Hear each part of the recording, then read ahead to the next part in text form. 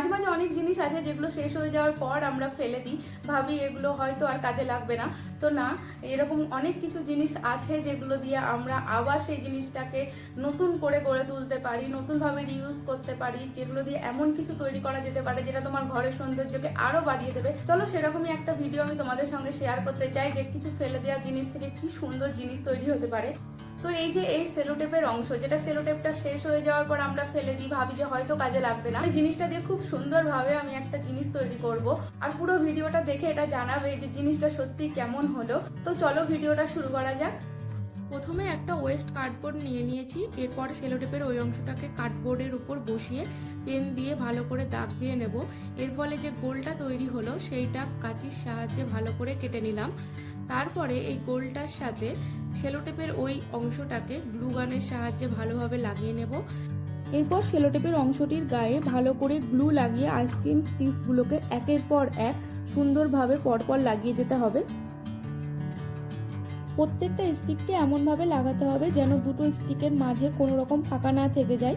যদি সামান্য ফাঁকা থেকেও যায় তাহলে আমরা দুটো স্টিকের মাঝে কিছুটা গ্লু লাগিয়ে নেব যাতে ফাঁকাটা বন্ধ হয়ে যায়। এইভাবে পুরো গোলটাতেই ভালো করে স্টিকগুলোকে লাগিয়ে নিতে হবে।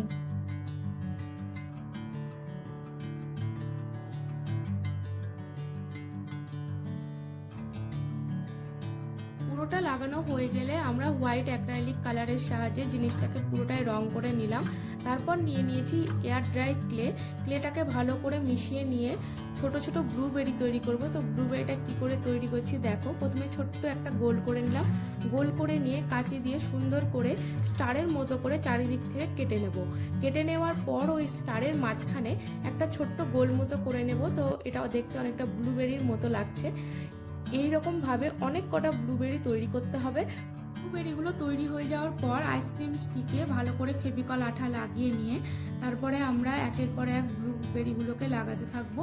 প্রত্যেকটা ব্লুবেরিকে খুব সুন্দরভাবে আইসক্রিম স্টিকের সঙ্গে লাগানোর পর ব্লুবেরিকে আমরা একটু ব্লু কালারের অ্যাক্রাইলিক কালার দিয়ে রং করে নেব যাতে একটু রিয়েলিস্টিক লাগে।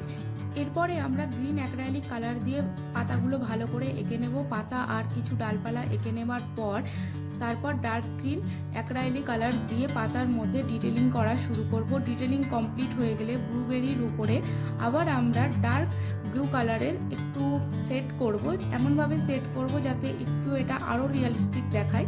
পুরো কাজটা কমপ্লিট হয়ে যাওয়ার পর দেখো জিনিসটা কতটা সুন্দর লাগছে।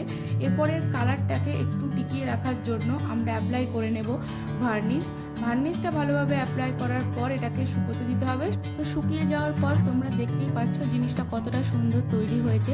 আর তোমাদের এটা কেমন লেগেছে তোমরা কমেন্ট বক্সে আমাকে অবশ্যই জানাবে। এরপরে আমি কি জিনিস তৈরি করতে পারি সেটাও তোমরা আমাকে আইডিয়া দিতে পারো। তোমাদের আইডিয়া অনুযায়ী আমি কিছু কিছু জিনিস তোমাদেরকে তৈরি করে অবশ্যই দেখাবো। দেখো ফেলে দেওয়া জিনিস থেকে আমি কি সুন্দর মেকআপ ব্রাশ হোল্ডার তৈরি করেছি। আমি এটা মেকআপ ব্রাশগুলো রাখার জন্যই তৈরি করেছি।